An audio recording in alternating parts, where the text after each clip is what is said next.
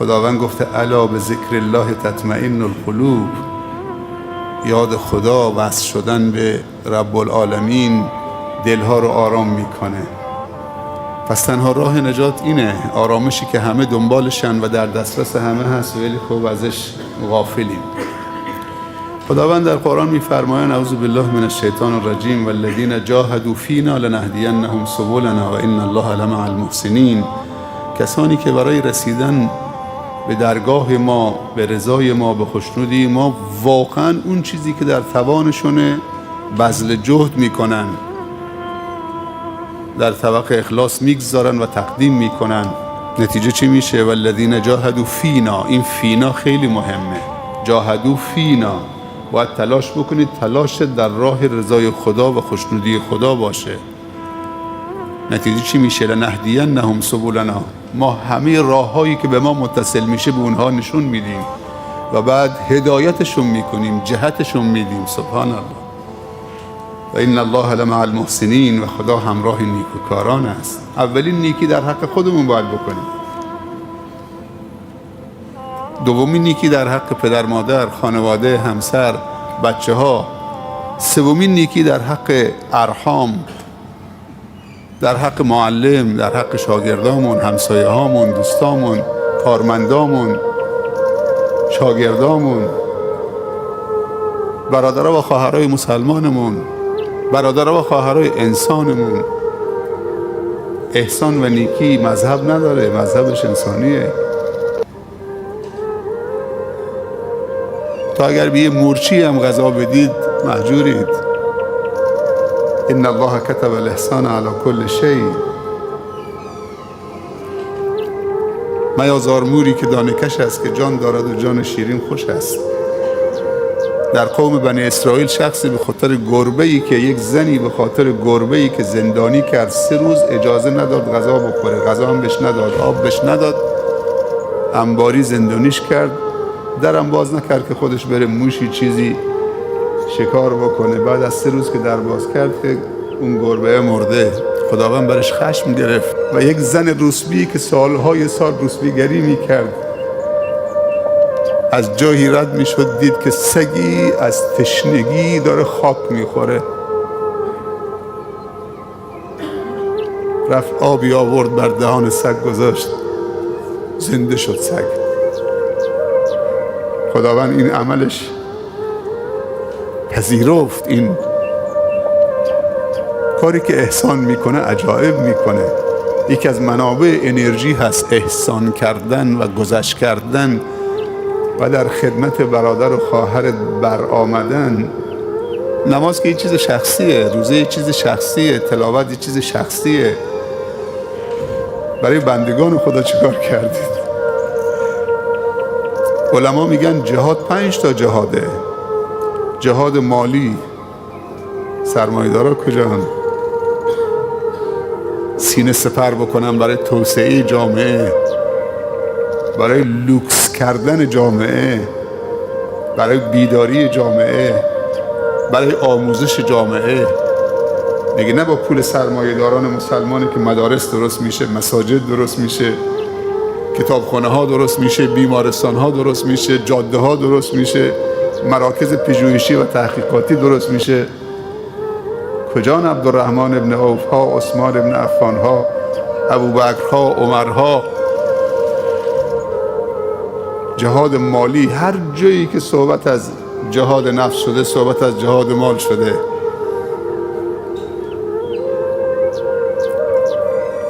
انفاق بزرگترین منبع انرژی است برای انسان، برای جامعه.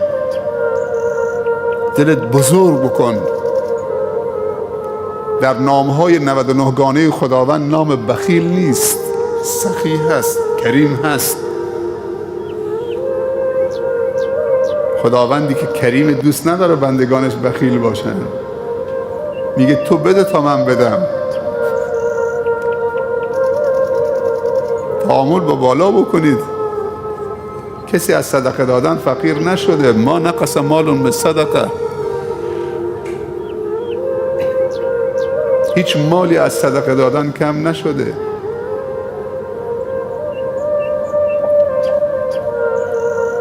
پیامبر صلی الله علیه و سلم میگه الید العلیا خیر من الید السفلی، دست علیا بالا و برتر بهتر از دست پایینتره. منظورش دست دهنده خیره، بهتر از دست گیرنده. جهاد مالی، جهاد تعلیمی، بزرگترین جهاد جهاد آموزش و پرورشه. این تهاجم فرهنگی که صدها بلکه هزارها کانالها و شبکه‌های ماهواره‌ای شبانه روز آموزش ابتذال، آموزش فحشاگری، آموزش فلان، آموزش کفر، آموزش الحاد، آموزش فساد، آموزش میلیاردها صرف این شبکه ها میشه. تیشه به ریشه ما دارن میزنن. هر اسلحه‌ای باید از نوع خودش باشه تا جواب بده. تهاجم فرهنگی باید با چه؟ جهاد تعلیمی، مدارس خوب با کیفیت درست بکنیم، تجهیزات خوب، امکانات خوب. سوم جهاد تبلیغی، تبلیغاتی. امروز چقدر شبکه های تبلیغاتی هست. هر ابزاری که برای تبلیغ ارزش ها لازمه باید براش هزینه بکنیم. الان این برنامه لایو آنلاین پخش مستقیم الان داره انجام میشه. اینم همین اینترنته، اینم همین دوربینه، اینم همین میکروفونه، اینم همین موبایله. خودمون تو این چارچوب نشستیم با کل دنیا، حداقل 150 میلیون فارسی زبان الان اونهایی که بیدارن دارن گوش میدن و این برنامه رو مشاهده میکنن. این بهش میگن جهاد تبلیغاتی، جهاد تبلیغی، جهاد مالی، جهاد تعلیمی، جهاد تبلیغی، جهاد سیاسی، جهاد نظامی. پنجم جهاد نظامیه و اونم برای هیبت مسلمانان لازمه. کفر آمده در قلب جهان اسلام کشتیهاش لنگر انداختن، در صورتی که در صدر اسلام وقتی دشمنان اسلام میشنیدن که لشکر مجاهدین اسلام، ارتش اسلام حرکت کرده، از مسافت 1 ماه همینجور میلرزیدن فرماندهانشون، رهبرانشون. پیامبر صلی الله علیه و سلم میفرمایند نصرت بالرعب مسیرة شهر، خداوند من و امت منو نصرت کرده با رعب و وحشت و هیبتی که در دل کفار و دشمنان میندازه. سبحان الله. اون هیبت امروز کجاست؟ اون هیبت نیست چون تقوا نیست، اون هیبت نیست چون خدا ترسی نیست، اون هیبت نیست چون تعهد و پایبندی نیست، اون هیبت نیست چون اتحاد و یکپارچگی و انسجام نیست، اون هیبت نیست چون دلدادگی به دنیا به اوج رسیده تو مسلمانان، اون هیبت نیست چون آیات جهاد تعطیل شده. خب دشمن در ما طمع کرده، بعدم میگه هیچ غلطی نمیتونن جهان اسلام بکنن.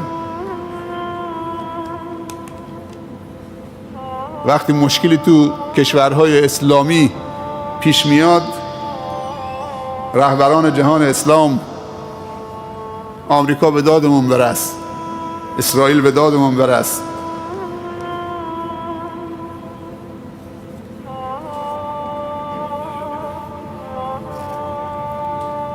حتی تو خیلی وقت نیست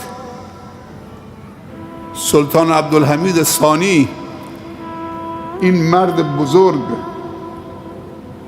در خلافت عثمانی ها بود که بعد بر بیش از نیمی از اروپا حکومت میکرد.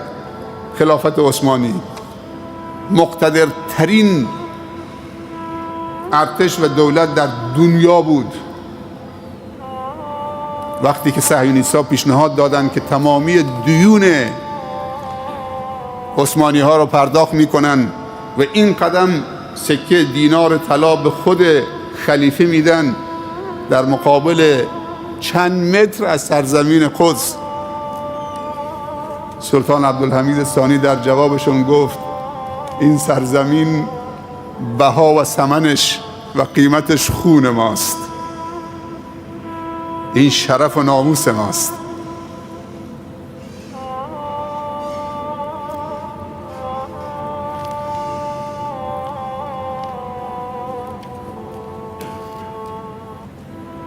پس جهاد مالی، انفاق، قرآن مثالهای زیادی درباره سرمایه‌داران داره.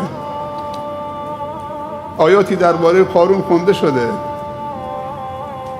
این میلیاردر زمان خودش که کلید خزانه‌هاش قافله شتر بار بود، یه روزی در زینتش با اون تکبر و تجبر و خودخواهی و در اوج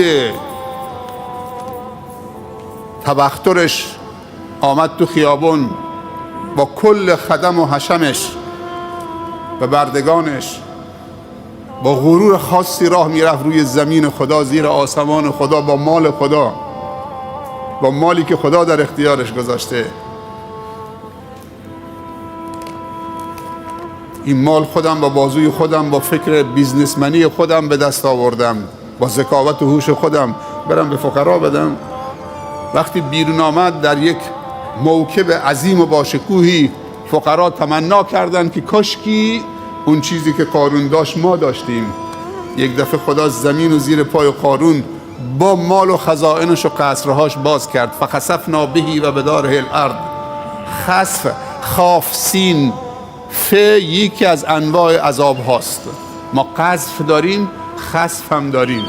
خسف، قاف و ذال و ف یعنی سنگریزه پرتاب کردن که به طرف قوم لوط پرتاب شد، به طرف قوم ابرهه حبشی پرتاب شد. طیر ابابیل تو منقارهاشون بود، سنگریزه های از سجیل آتشین. علامت گذاری شده بود که این سنگ از تو منقار این پرنده باید سر این کافر بخوره. سبحان الله. مثل موشک های استینگیری که هواپیماهای جنگی و موشک ها رو دنبال میکنه، خیلی سبکه، سن آمریکاست، تا اون به هدف نزنه، به هدف نخوره چه؟ علامت گذاری شده بوده. اما خسف این که زمین زیر پای ظالم و متکبر و خودخواه باز بشه. فخسفنا بهی و بداره الارض. میگه ما زمین و زیر پای قارون چه باز کردیم و بدارهی و قصرش و ممتلکاتش. بعد زمین به هم آمد. زمین معموره، باز شو باز میشه. آسمان شیر تو باز کن ببار میباره. در همین سیل اخیر در استان گلستان 65% باران یک سال در 24 ساعت آمد. کی طاقتش داره؟ این دریا اینطور آرام میاد برمیگرده، میاد تا تو کوچه میاد برمیگرده. چه تضمینی هست که یک دفعه چه از تو کوچه بیاد از سر ما رد بشه بره به کوه گنو برسه؟ چه تضمینی هست؟ بعضی انسان ها تو خواب سکته میکنن، یه جیغی میزنن، فریادی میزنن. خیلی از جوان ها ما شاهدش بودیم که تو خواب سکته کردن، خوابیده کنار همسرش، یک دفعه تو خواب بلند میشه یه جیغی میزنه، تق به زمین میفته. ولی خیلی از انسان ها هم به آغوش مرگ رفتن، شهادت در راه خدا. همون فقرایی که تا دیروز میگفتن چه کاش که ما به جای این بودیم، الان گفتن الحمدلله که ما جای اون نیستیم. سبحان الله. میلیاردر زمان رفت ولی فقرا موندن، تاجر رفت ولی فقیرا موندن.